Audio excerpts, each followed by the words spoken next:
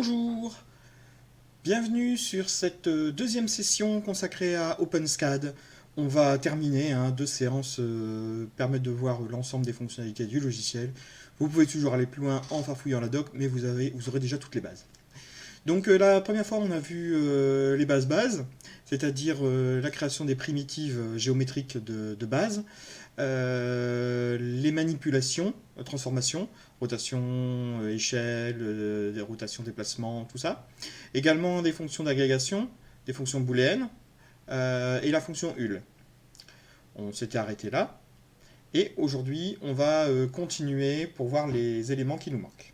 Donc les éléments qui nous manquent, il s'agit de la partie programmation, puisque jusque maintenant c'était du contenu statique. Là, on va voir comment ajouter des variables, des boucles, des conditions et des fonctions, ainsi que faire des bibliothèques. Donc de quoi faire des projets un peu plus sérieux. Commençons d'abord par les variables.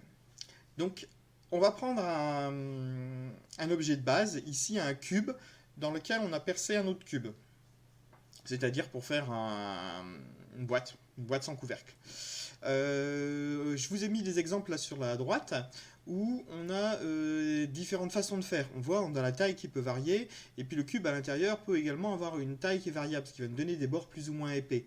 Bah ça en fait ce serait bien qu'on puisse le spécifier juste dans deux variables en quelque sorte et qu'on n'ait pas à chaque fois à aller modifier toutes les tailles des cubes, les translations, tous les éléments. Donc on va voir ça. Donc pour ça, on va prendre alors les variables ici. Voilà, et bien vous voyez, vous avez déjà l'objet tel que j'avais mis dans le PowerPoint. Donc on a une différence sur un cube de taille 10 de tous les côtés qui est centré. Et j'ai fait une différence avec un cube qui est un tout petit peu plus petit. Alors regardez, en fait, j'ai mis un facteur. Au lieu de mettre une taille de 8 par exemple, j'ai mis un facteur de 0,8 sur chacune des coordonnées. Sauf la coordonnée Z. Hein. Et puis, comme c'était centré aussi, il faut le remonter un petit peu, puisque sinon on va se retrouver en plein milieu. Hein. Donc j'ai mis un translate. Alors, pour faire des variables, je vous ai mis ça ici. Alors, je l'avais mis ici. Variable égale valeur, tout simplement.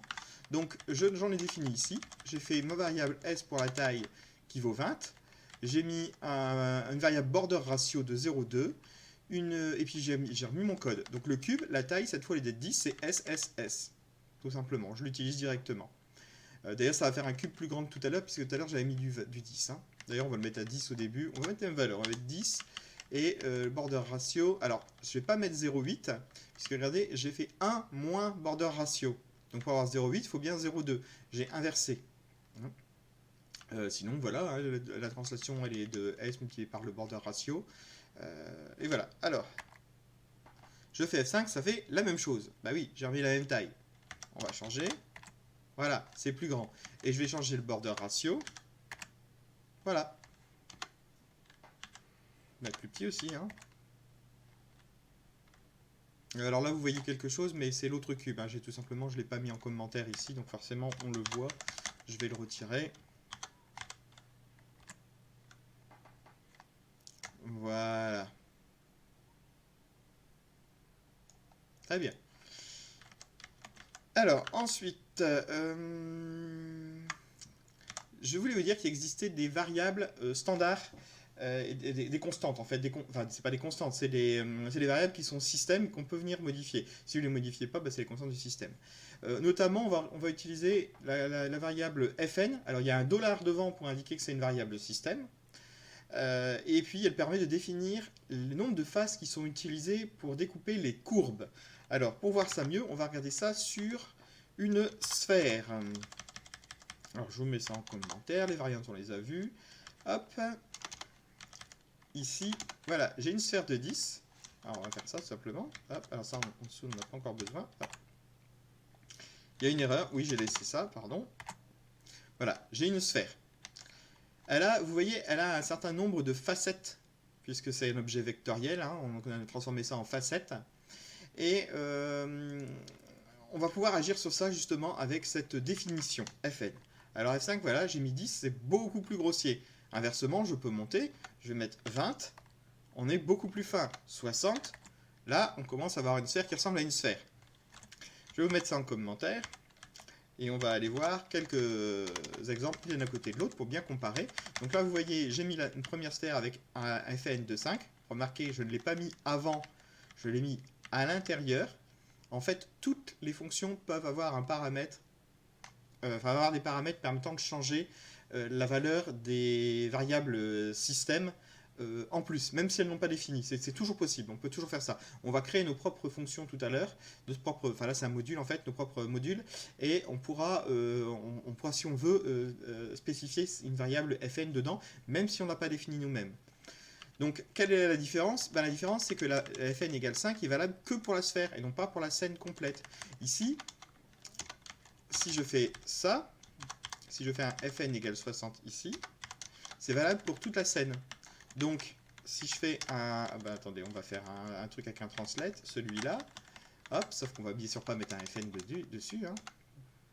Vous voyez, j'ai deux sphères, elles ont exactement les mêmes éléments. Hein. 40, F5, voilà, ça ne bouge pas. Par contre, si je fais ceci, 10, et bien, contrairement à ce que vous pensez, tiens, il y a un avertissement, oui, justement, contrairement à ce qu'on pourrait penser, ça n'a pas changé. Pourtant, le premier est en 40, le second est en 10. C'est justement l'avertissement qui nous indique, c'est qu'elle est assignée deux fois. Elle est surchargée. En fait, on définit pour la scène. C'est pas un programme qui s'exécute dans l'ordre. Hein. L'ordre des déclarations ici n'a pas d'importance. Donc effectivement, là, il considère le premier et il dit dessus, bah ouais, mais non, c'est une portée globale, j'ai pas le droit de le changer pour après. Hein, c'est un peu particulier. Donc je vais remettre tout ça en commentaire. Et on va aller voir celui-là. Donc, je fais une translation de 20 à chaque fois, et j'affine la valeur de fn, et vous voyez qu'on obtient une qualité différente. Hop, c'est ce que je vous avais mis d'ailleurs ici. Là j'en ai mis un petit peu plus, on voit bien que ça s'affine au fur et à mesure. Maintenant les boucles. Élément indispensable aussi en programmation. Donc pas de surprise, c'est l'instruction for comme partout, comme en basique, comme en Java, comme en C#. La boucle for. Donc la plus simple, alors il y a plusieurs formes, hein, on ne va pas tous les voir, vous regarderez la documentation si ça t'intéresse. On va prendre la forme la plus simple qui consiste à prendre une variable qui va aller d'une valeur à une autre avec un incrément de 1. C'est-à-dire en basique, for i égale 1 to 5 par exemple, step 1. Ou généralement on ne met pas le step. Ou en C++, for int i égale 0, point virgule i inférieur à 5, point virgule i++. Parenthèse. Voilà. Et ben on va faire ça. Donc ça s'écrit comment? Ça s'écrit for, entre parenthèses, variable, et on met un vecteur avec deux points, pas une virgule. Hein. Avec deux points, c'est un range, c'est un intervalle. Donc ça va permettre d'aller d'un nombre à un autre, avec, comme on ne spécifie pas d'incrément, l'incrément de 1. Donc je vous ai mis ça ici. Bien sûr, il y a possibilité de faire varier l'incrément et de faire d'autres formes de for. Hein. Ça, vous regarderez dans la documentation. Là, je vous explique les principes. Donc ici, j'ai fait un tout simple, une boucle hein, de 0 à 9, donc 10 fois, avec un translate de i multiplié par 15, pour se déplacer de 15 à chaque fois, hein, 15, puis 30, et ainsi de suite. Et j'ai fait un cube de 10, donc on voit mes 10 cubes. Tout bêtement. Je ne sais pas si je ne vous l'ai pas mis ici d'ailleurs. Voilà, magnifique, les 10 cubes. Ensuite, on va faire ça. C'est un exercice. C'est pas très difficile, hein, ça paraît impressionnant comme résultat, ce que je vous demande de faire ça, ce qu'il y a à l'écran, là, cette espèce de cube déstructuré en dégradé de couleurs, un multiple dégradé de couleurs. Il faut juste procéder par étapes. Hein. Je vous ai mis en aide ici comment il faut faire. Vous commencez par faire simplement une ligne de cube. Une ligne, c'est exactement l'exemple qu'on vient de voir. Puis on ajoute une boucle sur la boucle pour faire un carré de cube. Hein. Donc c'est-à-dire qu'on était en X, on va avoir une boucle en Y. Et puis on rajoute encore une boucle autour, en Z, pour faire le cube. Ensuite, dans chaque direction, dans chaque des dimensions, X, Y, Z, on va faire varier la dimension en fonction de X, Y, Z. C'est-à-dire, si vous réfléchissez, en fonction de l'indice de chacune des boucles. Et ensuite, pareil, on fait varier les nuances RVB pour chacune en fonction des coordonnées X, Y, Z. Je vous le dis tout de suite, c'est évidemment pas on est sorti du domaine de l'impression 3D ici, hein. C'est vraiment un exercice pour comprendre comment fonctionne le logiciel. En 3D, pour l'impression 3D, ça vous sert à rien. C'est les pièces volantes en couleur. Il n'y a pas d'utilité. Donc là, l'idéal, c'est de faire une pause et de réaliser l'exercice. Je vous laisse faire la pause. Voilà. Et maintenant, on va regarder comment j'ai fait ça. Alors, on va y aller morceau par morceau. Non, sinon ça va être un peu compliqué. Je vais tout vous montrer en une fois. Alors on va agrandir la taille de l'écran, sinon on ne voit pas trop ce qui se passe ici. Hop, voilà. Voilà, alors, j'ai une première boucle, X, pour aller sur mon axe horizontal.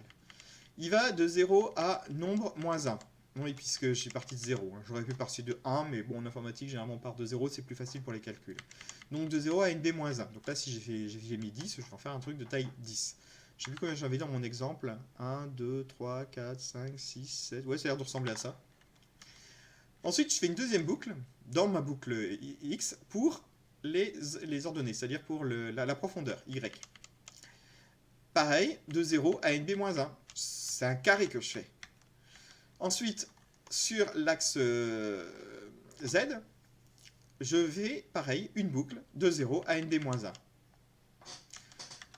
Et alors ensuite, je vais venir faire mon cube.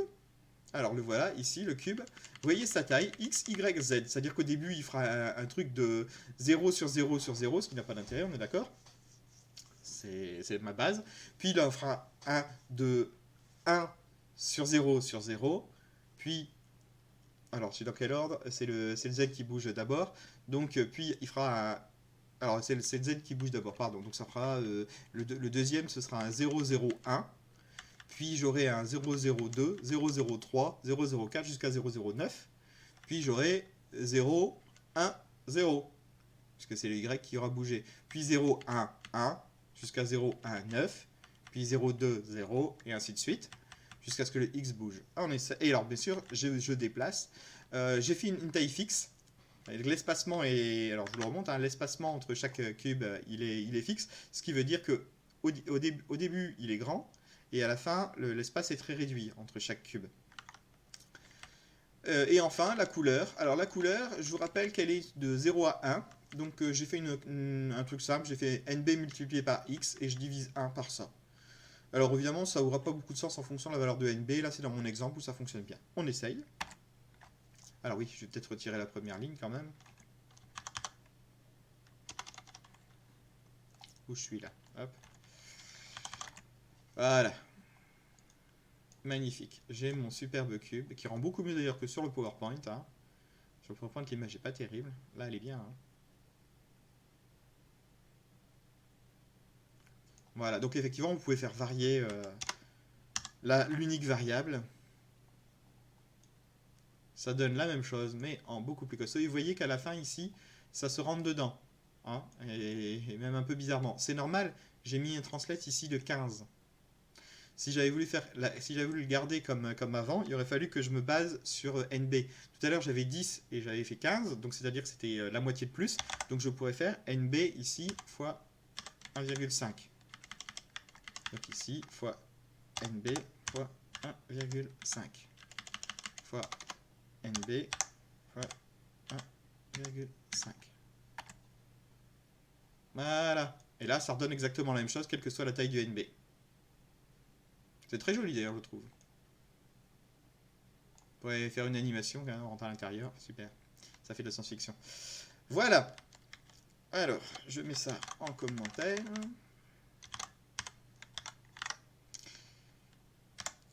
Alors, c'est pas un exercice, ça. C'est un exemple. Je vais vous montrer comment le faire aussi. Vous pouvez vous amuser à le faire en exercice si vous voulez, hein. Mais c'est pas, c'est un peu plus compliqué. En fait, c'est la même chose, mais on utilise des fonctions de trigonométrie. C'est l'exemple qui est dans la documentation d'OpenSCAD. C'est pas un exemple qui est de moi. Hein. Donc, si vous voulez le faire en exercice, pause. Voilà. Et sinon, vous pouvez voir directement ici. Donc, la boucle, c'est exactement la même chose. Alors, il fait une boucle, il fait deux boucles ici, hein, puisqu'on n'est pas sur un... La troisième dimension, c'est les calculs, en fait. Donc, un i de 0 à 36 et un j de 0 à 36. Hein, donc, on voit que c'est par 10 degrés. On a un cube. dont la taille est calculée en fonction du cosinus et du sinus, une translation avec nos coordonnées, et ici une couleur qui est calculée pareil en fonction des sinus et cosinus. Alors je vous détaillerai pas le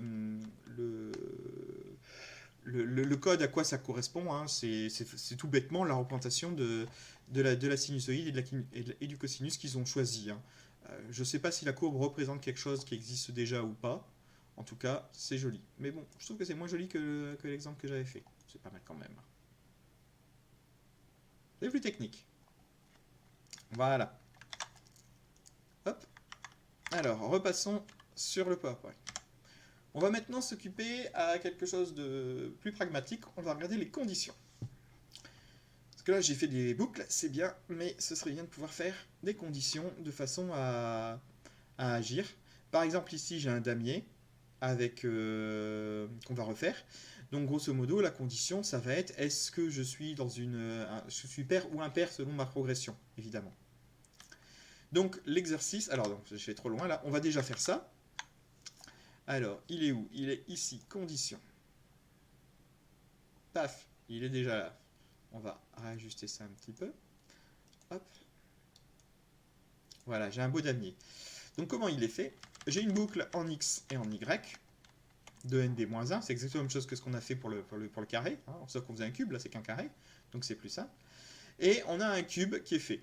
Le cube, il fait size, et la hauteur du board que j'ai mis en paramètre, hein, c'est juste la petite hauteur qui est là.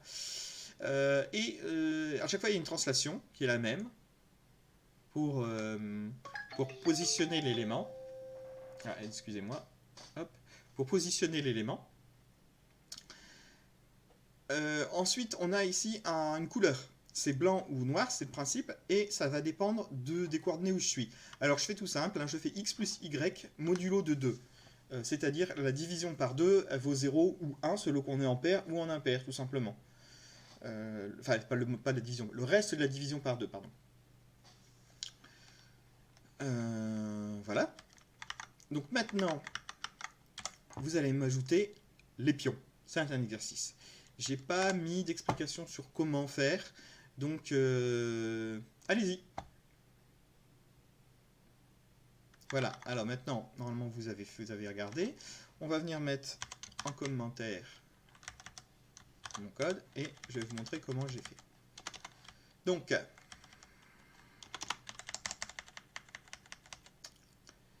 alors pardon, pourquoi je mets en commentaire ça? Faut garder le damier, sinon on n'a plus le damier.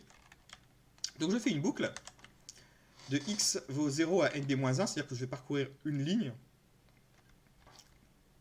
Et sur ma ligne, en fait, le fait de parcourir les indices de ligne plutôt, hein, les indices de ligne de 0 à 9, je vais m'occuper de 4 lignes. 4 lignes, puisque j'ai 2 lignes de pion blanc et 2 lignes de pion noir. Que ici, j'ai dû mettre marron. Hein.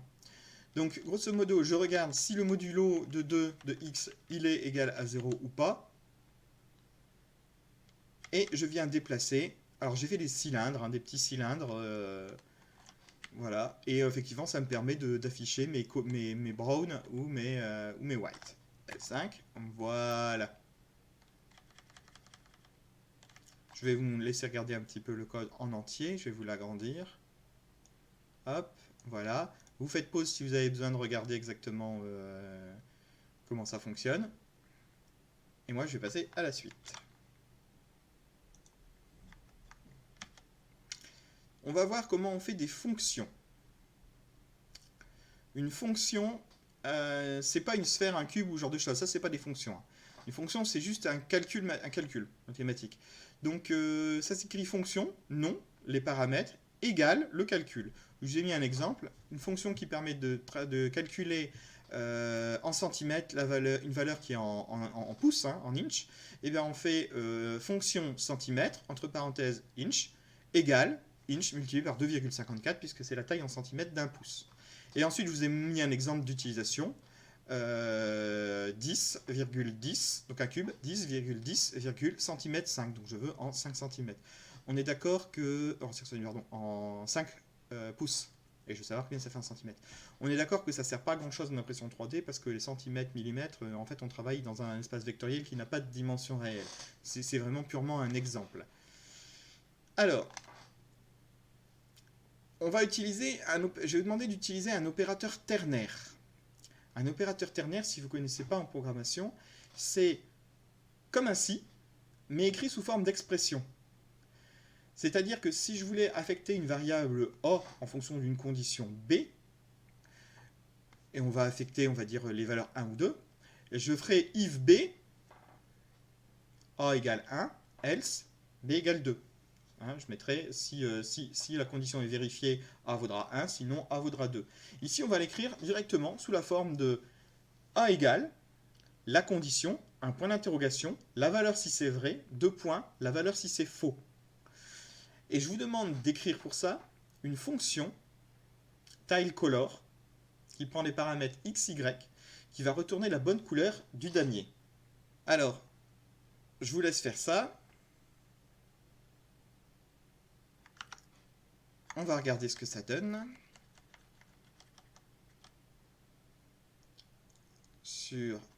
On est sur les fonctions. Alors, je vous ai bien sûr mis la petite fonction en centimètres ici. On va passer, hein, hop. Et on va travailler ici sur l'exercice. Donc ma fonction, je l'ai écrit comme ça. TitleColor x, y. J'ai repris mon code de tout à l'heure, x plus y modulo 2. Et si c'est égal à 0, vous remarquez le égal égal, hein, comme dans les langages type C#, Java. Si ça vaut 0, j'envoie white, sinon j'envoie black. Du coup, mon damier, il devient mes deux boucles en y, mais j'ai plus le if là, j'ai directement color de, j'appelle la fonction tileColor avec mes paramètres x, y, mon translate et mon cube, ce qui me donne mon damier. C'est quand même beaucoup plus lisible que ce qu'on avait tout à l'heure avec le gros if en plein milieu.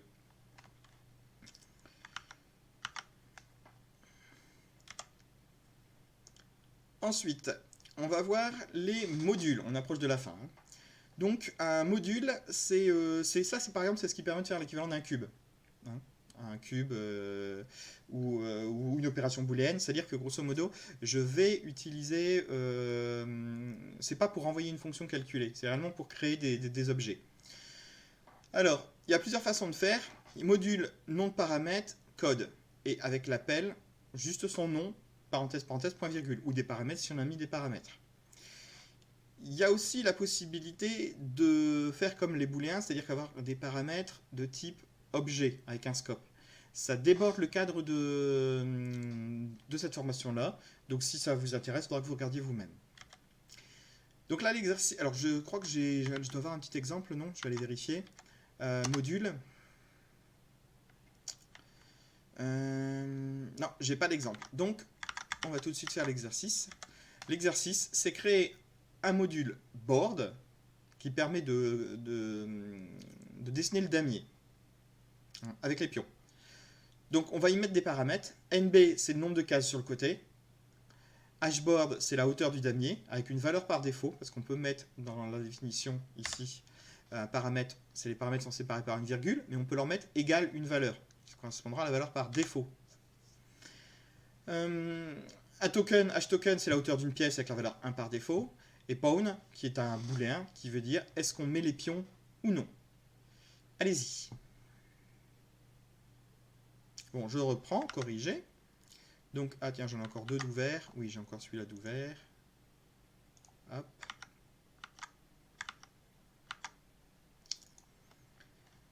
Alors, déjà, le résultat, vous le voyez, hein, c'est le board qu'on a d'habitude, il n'y a pas de souci. Vous voyez, c'est exactement le code de la dernière fois. Hein, avec la boucle XY pour générer le damier. On a ici le même code que celui qu'on a utilisé pour mettre les pions. Hein. D'ailleurs, je vois qu'il manque un pion sur deux, il y a une erreur dedans. Je ne sais pas laquelle c'est, je ne regarde pas maintenant. Ou alors c'est comme ça là hein. Non, il manque bien un sur deux là. Simplement, je l'ai mis dans un module, sans paramètres. Ce qui veut dire que je l'appelle ici. Si je mets ça en commentaire et que j'appelle, il n'y a plus rien. Voilà. Donc si je voulais, je pourrais faire ça. Je pourrais faire un translate.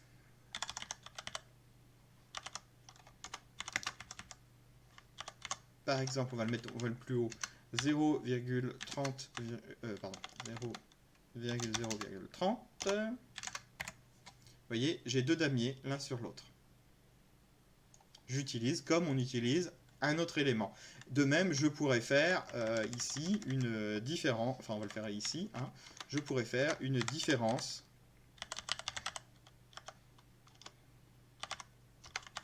quelque chose qui ne va pas, oui, il doit y avoir 2 effets de différence. Différence entre un board et, je sais pas moi, une sphère de 10, hop. Regardez, ici, j'ai un creux. Il a été mangé par mon damier. Bon, on ne le voit pas beaucoup, hein, on va mettre un 50, hop, F5, vous voyez, j'ai effectivement mon damier qui a été mangé. Voilà, voilà.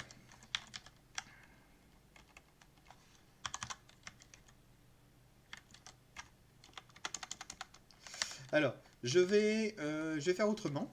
Je vais mettre les paramètres, hein, puisque dans l'exercice, je vais demander d'utiliser les paramètres. Donc, les paramètres, voici la version avec les paramètres.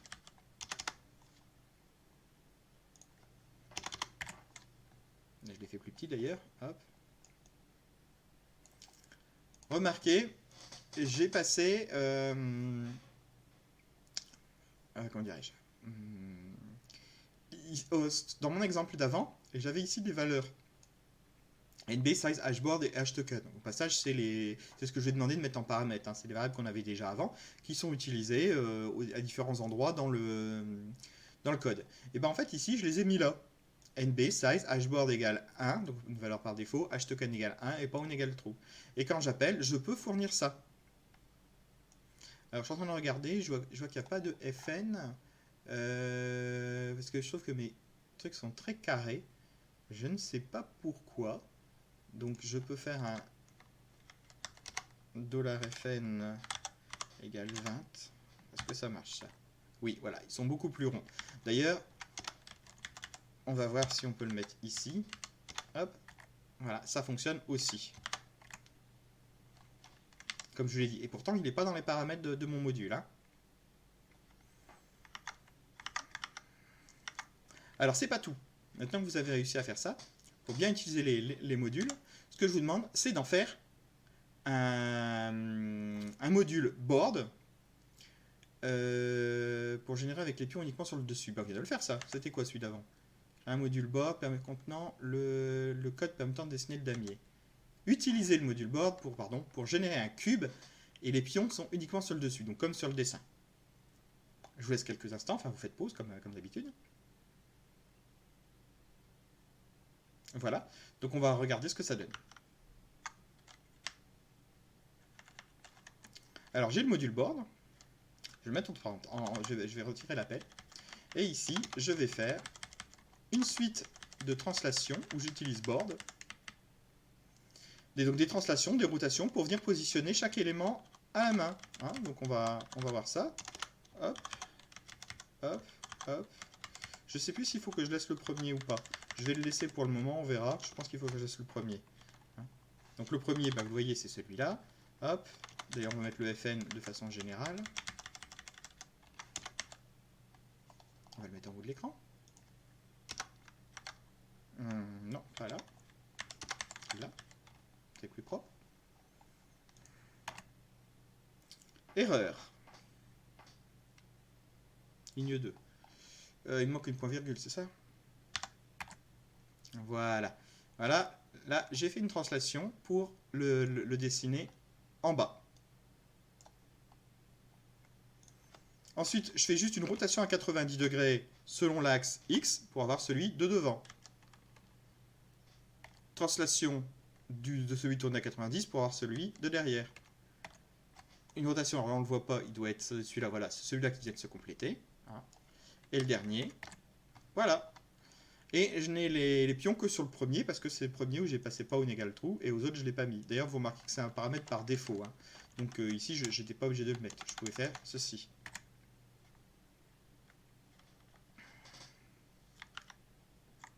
Bien. On a vu l'utilisation du module. Maintenant, on va utiliser un module dans un module. En effet, je vais vous demander de faire ça. Oui, c'est très joli. Hein. Vous rassurez-vous, il n'y a pas de calcul d'angle à faire. Hein. On va faire un module cube board qui va contenir le code précédent. Donc c'est-à-dire qu'on va prendre le code qu'on vient de faire, on va le mettre dans un module. Et ensuite, on va utiliser une fonction de calcul aléatoire, rand, qui permet de prendre une valeur aléatoire, pour générer une scène comme ça, apocalyptique, une scène d'explosion. Vous imaginez bien, ça peut, avec plein de particules, ça peut faire de l'explosion. Hein. Si on avait été dans notre cube de tout à l'heure en dégradé, ça aurait pu faire un truc comme ça. Pour ça, on va donc utiliser la fonction rands, qui prend en paramètre une valeur minimum et une valeur maximum, donc la valeur aléatoire sera entre les deux, et elle prend en fait un nombre. C'est le nombre de valeurs à donner. Si je mets 10, on va choisir 10 valeurs aléatoires. Si je mets 20, on va choisir 20 valeurs aléatoires. Et elle va ranger ça dans une variable array. Donc voilà, le but c'est de générer une scène avec des cubeboards aléatoirement. Vous voyez que ce qu'il y a d'aléatoire, c'est la taille, la rotation et la translation. Allez-y. Bien, on va reprendre. Donc je vous l'ai mis. Alors je vais mettre ceci, que je ne me trompe pas, ceci en commentaire. Et on va prendre le module cubeboard. Donc vous voyez, c'est exactement ce qu'il y avait au-dessus. Alors, je me suis trompé là. C'est exactement ce qu'il y avait au-dessus, mais mis dans un cubeboard où j'ai passé le NB size hashboard token pawn et je le repasse à chaque fois, à chaque appel. F5, ça fait exactement la même chose. Mais maintenant, je peux en une seule fois changer la taille, par exemple. Ah oui, la taille, c'est pas la taille en dimension, c'est la taille en nombre de cases. Hein. Donc effectivement, ça fait bizarre. Hein. Et donc, je vais utiliser ce cubeboard pour générer aléatoirement. Alors, pour ça, je vais en générer 10 des cubes. On va avoir besoin de calculer aléatoirement une translation en X, en Y et en Z. Donc je fais des tableaux, TX, TY et TZ, où on calcule une valeur aléatoire entre, j'ai mis 0 et 500, ça aurait pu être notre valeur, peu importe. Et NB. D'ailleurs, le 500, j'aurais pu le mettre en tant que variable. Et ensuite, pareil, j'ai une rotation, donc je vais la faire en X, en Y et en Z. Je choisis les 3. Et puis, ensuite, NB2, c'est... Alors, attendez que je me rappelle. NB2, à quoi il sert le NB2 ? Le NB2, il sert ici taille. Ah, pardon. Le premier NB, c'est le nombre de pions. C'est le nombre de pions. Donc il y a 10 pions. Par contre, le nombre de carrés que je vais générer, je le tire aléatoirement entre 1 et 20. Je vais générer entre 1 et 20 carrés. Et la taille, je vais la générer aléatoirement entre 1 et 20. Donc c'est pareil, c'est le nombre de pions cette fois. Voilà. F5. Il faut dézoomer. Hop, on va se déplacer. Et vous voyez, j'ai une scène qui fait à peu près n'importe quoi. Si j'appuie sur F5, je vais générer autre chose.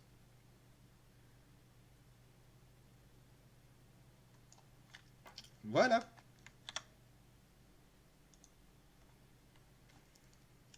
La suite. C'est la fin. C'est les bibliothèques. Parce que ce que je dis, c'est bien parce que ça permet de réutiliser un objet. Mais ce qui serait bien, c'est de pouvoir se constituer des bibliothèques d'objets qu'on va réutiliser régulièrement. Et donc pour ça, ne pas avoir à aller chercher dans des fichiers, faire des copier-coller pour mettre à l'intérieur d'un fichier. Surtout que votre fichier, votre .scad, il va commencer à devenir très gros si vous modélisez des objets qui sont complexes. Donc on peut les mettre à part dans des fichiers .scad.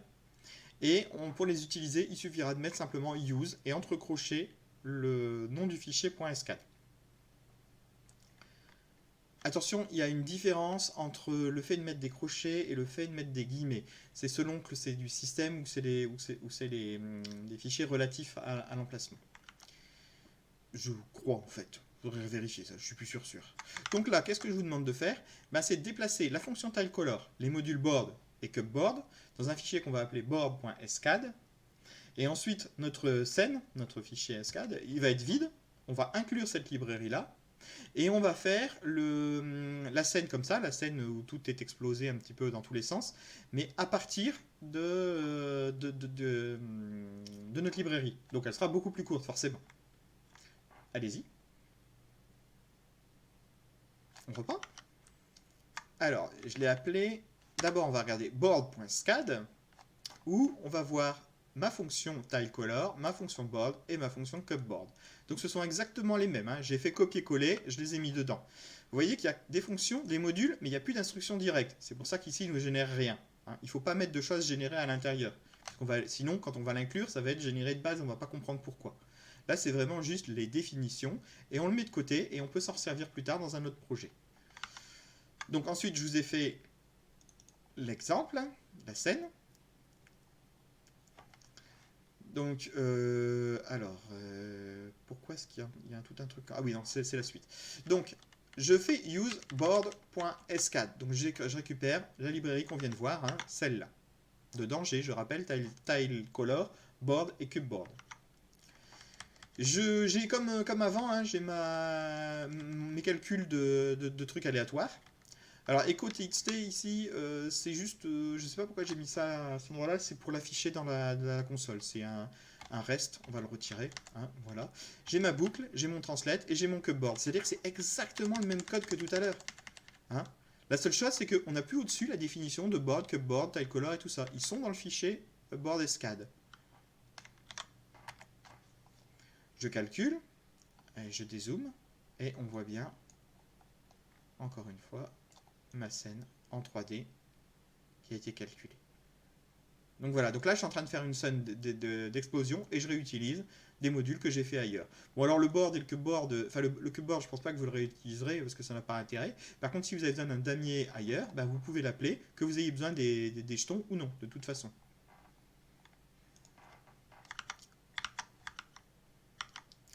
J'arrive plus à me retrouver, voilà, ici. Et maintenant on va voir à partir d'une librairie extérieure. Donc je vous ai mis l'adresse d'un fichier SCAD sur Thingiverse. Alors la vidéo est un peu... Le PowerPoint est un peu vieux, j'espère que c'est encore là. Sinon de toute façon ça n'a pas grande importance, il suffit de chercher dans Thingiverse un objet paramétrable, SCAD, et vous pourrez l'inclure comme on va le faire ici. Donc là c'est un fichier, donc ce que je vous demande normalement c'est de l'ouvrir et d'ajouter ensuite les pièces à votre échiquier. Et changer le nombre de cases si nécessaire, puisqu'effectivement c'est un jeu d'échecs là et plus un jeu de dames. Bah allez-y. Et je reprends maintenant. Donc, alors je vais fermer, non pas celui-là, je vais fermer le board. Quoique on peut le garder, il n'est pas gênant. Je vais vous ouvrir la librairie que j'ai donc téléchargée. Voilà. Alors je crois que je l'ai un peu rangé, hein, pour qu'on comprenne bien, mais c'est ce qu'on veut. Alors là on voit déjà ils ont pré-rendu les éléments. Je vous ai dit qu'il fallait pas le faire. Hein. Bah c'est pas très grave, mais c'est un peu bizarre que pour un module. Donc je vais le mettre en commentaire. Hein. D'ailleurs on voit un comment at time, hein, ils mettent des commentaires pour dire de décommenter quand on veut voir. Donc là certainement que j'avais voulu voir ce que ça donnait et je l'avais décommenté pour voir. Donc j'ai des modules à l'intérieur, j'ai pas de fonction, non. J'ai une inclusion d'un fichier SCAD, bitmap.scad. Est-ce qu'il est là? Il est là. Alors dedans, qu'est-ce qu'il y a? Donc pareil, je l'ai téléchargé en même temps. Hein. Bitmap.scad, il y a également des modules. Alors vous voyez, c'est des cartes de points, bitmap. Je ne vais pas rentrer à l'intérieur sur comment il s'en sert. Ça lui sert à faire du calcul de forme. Hein. Je ne vais pas rentrer dedans, ça n'a pas grand intérêt. De toute façon, ça, généralement, là, ils l'ont fait à la main, mais c'est des choses qui sont généralement plutôt générées par des logiciels. Alors, je reviens dessus. Donc, ils ont inclus leur bitmap, et dedans, ils ont fait des modules. Ils ont fait un module label qui ne m'intéresse pas. Ils ont fait un module king, un module bishop, donc c'est le fou, un K-Crown, knight, et ainsi de suite. Et vous voyez, dedans, ils font des opérations. Donc, il fait des sphères, là, il fait des cubes, et ainsi de suite. Il fait tout son jeu de cette façon-là. Donc nous, on va l'utiliser directement. Donc on va mettre en commentaire ce système de scène là qui ne m'intéresse pas.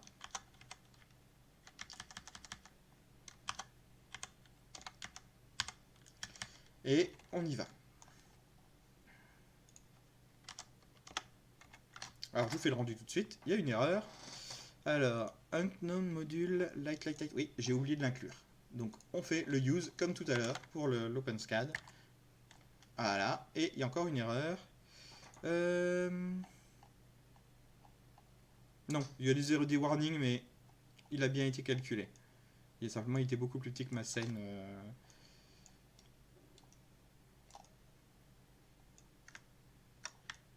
J'arrive pas à me mettre correctement.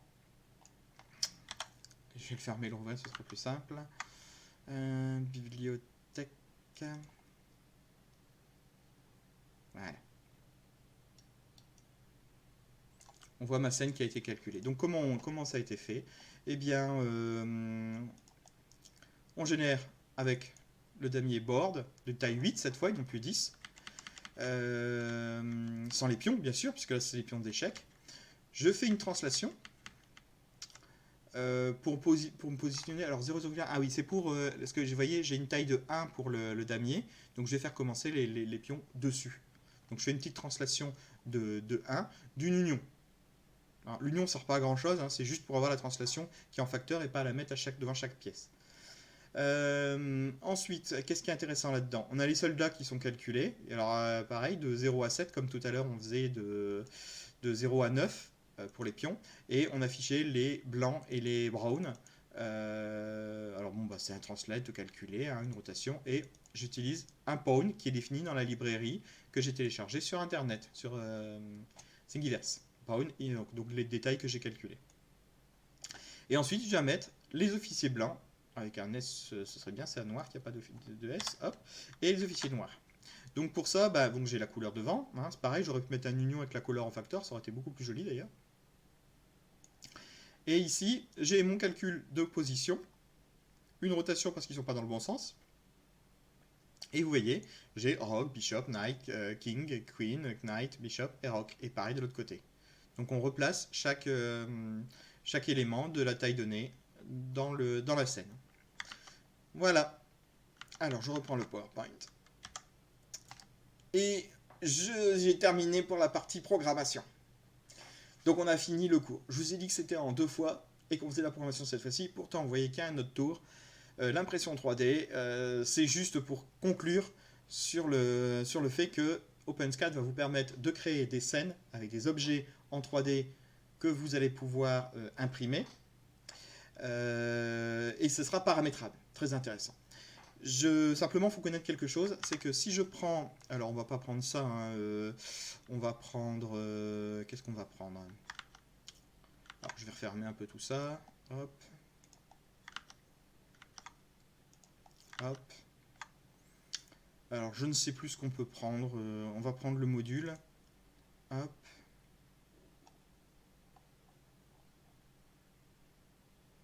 Il y a calculé quelque chose là? Je vois rien du tout. Ah si, c'est ça. Oui, c'est pas très intéressant. On va juste prendre... Ah, ça, c'est pas terrible mon idée. On va prendre... Bah si, c'est dans les modules. Hein. Si, c'est les modules. Il faut que je prenne les modules. Ah, simplement, on va prendre le premier... On va prendre... Donc on a board. Et on a... Voilà, on a cube board. On va mettre en commentaire ceci. Et on va juste calculer un board avec pawn. Je vais y arriver. Pawn égale... Ah bah si, on va les garder. Sinon, en fait, ça n'a pas d'intérêt à imprimer. F5, il y a une erreur. Oui, c'est normal. Hop, voilà. Ça, comment je fais pour l'imprimer en 3D? Bah, c'est simple, il faut que j'appuie sur F6. Parce que vous avez vu, ici, il y a un bouton STL qui me permet de faire une sortie STL. Hein, après, c'est l'impression 3D, c'est pas l'objet du cours. Normalement, vous savez faire. Ou alors, vous regardez d'autres vidéos. Hein. Mais ici, si je clique sur STL, il me dit non, je ne peux pas. Il faut d'abord faire le rendering avec F6. Jusque maintenant, je le faisais avec F5 à chaque fois. Il est marqué quelque part, je ne sais plus où, le F5 ici aperçu. Et il faut faire le vrai rendu, F6. C'est beaucoup plus long. Bon, voilà, il va à la fin. Hein, la progression est un peu longue. Et voilà, alors vous remarquez que c'est plus la même chose, hein, j'ai plus mes damiers. C'est normal, hein, pour l'impression 3D, comme j'imprime pas avec la couleur, de toute façon, ça n'a pas de sens. Hein. Là, c'est l'exemple qui est un peu mal choisi. Mais en tout cas, il m'a généré un seul objet ici, et j'ai la possibilité de faire une sortie STL, et de l'enregistrer en STL, et donc de faire une impression 3D derrière. Alors vous allez me dire, oui, il y a un bouton impression 3D dans ici, conception. Je ne l'ai jamais fait. Donc, c'est pour envoyer directement à Octoprint ou imprimer un objet. En fait, il y a peut-être un slicer. C'est un peu bizarre. Bon, je n'ai jamais trop regardé. Je préfère utiliser un slicer qui qui est connu et renommé, hein, chez Simplify 3D ou Cura ou un autre, hein, Replica Host, peu importe. Voilà, donc ça c'était pour l'impression 3D. Et c'est fini. Donc moi je vais vous laisser pour le moment, et puis je vais répondre à la question qui est en bas de mon PowerPoint, hein, où mange-t-on, hein, où est-ce qu'on mange, parce que j'ai faim. Donc sur ce, je vous souhaite une bonne soirée, puisque pour moi c'est le soir, et à la prochaine vidéo, sans oublier, comme d'habitude, de pouces bleus, de vous abonner, et de partager sur les réseaux sociaux. Merci, bonne soirée.